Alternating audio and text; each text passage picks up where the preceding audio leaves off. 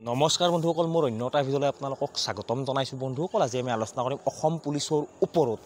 যদি আপোনালোকে অসম পুলিচত এপ্লাই কৰিম বুলি ভাবি আছে বা আপোনালোকে আগৰবাৰ এপ্লাই কৰিব নোৱাৰিলে বয়স নোহোৱাৰ বাবে আপোনালোকৰ বাবে ভাল খবৰ, কাৰণ আপোনালোকলৈ আকৌ নতুনকৈ পদ আহিব। কিমান পদ আহিব, কোনটো মাহত পদ আহিব, ফৰেষ্ট ডিপাৰ্টমেণ্টত পদ আহিব, আপোনালোকৰ কামাণ্ডো বেটেলিয়নত পদ আহিব, লগতে অসম পুলিচৰ ABUBত পদ আহিব, কিমান সংখ্যা পদ আহিব, গোটেইখিনি এই ভিডিঅ'টোৰ মাধ্যমেৰে আপোনালোকক A to Z জনাবলৈ চেষ্টা কৰিম। যদি মোৰ চেনেলটোত প্ৰথমবাৰৰ কাৰণে ভিজিট কৰিছে তেতিয়াহ'লে মোৰ চেনেলটো ছাবস্ক্ৰাইব কৰক আৰু কাষত থকা বেল আইকনটো প্ৰেছ কৰক। চাওক বন্ধুসকল, আপোনালোকে যিহেতু বৰ্তমান ফিজিকেলৰ কাৰণে অপেক্ষা কৰি আছে, প্ৰায় সংখ্যকে নতুন ভেকেঞ্চিৰ কাৰণে অপেক্ষা কৰি আছে, কাৰণ তেওঁলোকে বয়স নোহোৱাৰ বাবে এপ্লাই কৰিব নোৱাৰিলে, নাইবা তেওঁলোকে মেট্ৰিক পাছ নকৰাৰ বাবে এপ্লাই কৰিব পৰা নাছিল। কিন্তু আপোনালোকৰ বাবে ভাল খবৰ, আপোনালোকে এপ্লাই কৰিব পাৰিব। আজিৰ পৰা প্ৰায় দুদিন আগতে CM ছাৰে এটা কথা উল্লেখ কৰিছিল যে আপোনালোকৰ 50,000 নতুনকৈ পদ মোকলাই দিয়া হ'ব। আকৌ এই পদসমূহ কেতিয়া মোকলাই দিয়া হ'ব, আজি CM ছাৰে ইয়াৰ বিষয়ে ক'লে। কি ক'লে মই আপোনালোকক শেষলৈকে জনাই আছোঁ। এতিয়া আহিছোঁ আপোনালোকৰ কি বিভাগত পদ হোৱাৰ সম্ভাৱনা আছে।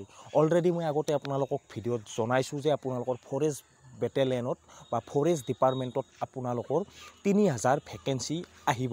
আৰু আজি কোৱা নহয়, মই আজিৰ পৰা প্ৰায় 2 মাহ আগতে ভিডিঅ' বনাইছিলোঁ আৰু তাৰ ওপৰত মই দুটা ভিডিঅ' অলৰেডি বনাই থৈছোঁ। মই আজি কোৱাই নহয়, আপোনালোকক আগতে কৈছিলোঁ, কাৰণ তাৰ নটিফিকেশ্যন আহিছিল। কেনেকৈ আহিছিল, যেতিয়া বিধানসভাত বাজেট অধিৱেশন চলি আছিল তেতিয়া তাৰ বিষয়ে উল্লেখ কৰা হৈছিল, আৰু তাৰ মেমৰেণ্ডম আপোনালোকে গমেই পাইছে, তাৰ যিকোনো ফলি কপিটো আহিছিল আৰু ফলি কপিত উল্লেখ আছিল যে ফৰেষ্ট ডিপাৰ্টমেণ্টত প্ৰায় 2700 টোটেল 3,000 পদ আহিবলৈ গৈছে। লগতে ফৰেষ্ট ডিপাৰ্টমেণ্টৰ কাৰণে মিনিমাম 1200 কোটিমান টকাও তেওঁলোকক আবণ্টন কৰা হৈছিল। আপোনালোকক মই আগতে জনাইছিলোঁ যে ফৰেষ্ট বেটেলিয়নত ফৰেষ্ট ডিপাৰ্টমেণ্টত পদ হোৱাটো 100% নিশ্চিত। কিন্তু এই পদসমূহ কেতিয়া আহিব কোনেও গম পোৱা নাছিল, কিন্তু আজি গম পোৱা গ'ল।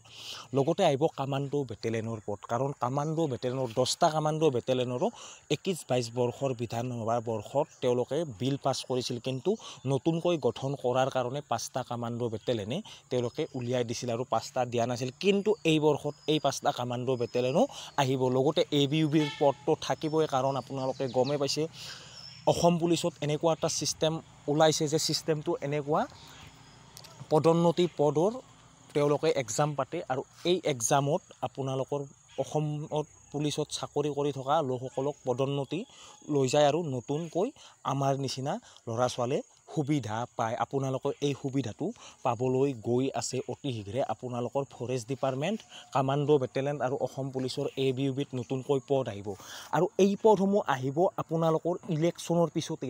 কিছু সময় আগতে CM ছাৰে উল্লেখ কৰিলে, আপোনালোকক মই ক্লিপটো লগাই দিছোঁ, আপোনালোকে ক্লিপটো এবাৰ চাই লওক। 1 লাখ চৰকাৰী চাকৰি মানুহে ভাবিছিল দিব নোৱাৰিব, আজি আমি দি দিলোঁ। এইবাৰ আমি কি লৈছোঁ, ইলেকশ্যনৰ পিছত আৰু 50,000 চৰকাৰী চাকৰি আমি খুলিম। বুজিলি বাবা, আৰু 50,000 চাকৰি।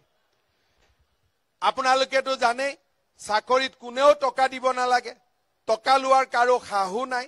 খালি এতিয়া আমাৰ ল'ৰা ছোৱালীক ইতিমধ্যে আপোনালোকে ক্লিপটো চালে আৰু আপোনালোকে গম পালে যে CM ছাৰে ইয়াত স্পষ্টকৈ উল্লেখ কৰিলে যে ইলেকশ্যনৰ পিছতে আপোনালোকৰ নতুনকৈ 50,000 পদ আহিবলৈ গৈ আছে, আৰু এই 50,000 পদতে ফৰেষ্ট ডিপাৰ্টমেণ্ট, অসম পুলিচৰ কামাণ্ডো বেটেলিয়ন আৰু লগতে ABUBত নতুনকৈ পদ আহিব, আৰু লগতে মেডিকেল বিভাগত, শিক্ষা বিভাগতো পদ আহিব। কিন্তু যিহেতু আমি অসম পুলিচৰ বিষয়ে বেছিকৈ উল্লেখ কৰোঁ, সেই বিষয়ে আমি বেছিকৈ কথা পাতোঁ। আপোনালোকে গমেই পালে, আপোনালোকৰ বাবে ভাল খবৰ, কাৰণ আপোনালোকে ফিজিকেল দিয়াৰ পিছতে হয়তো বা ফিজিকেল দি থকাতে আপোনালোকে অনলাইন এপ্লাই কৰিব পাৰিব।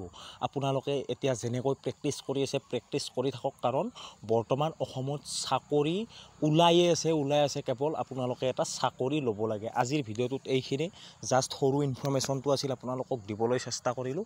আজিলৈ আহিছোঁ। জয় হিন্দ, জয় ভাৰত।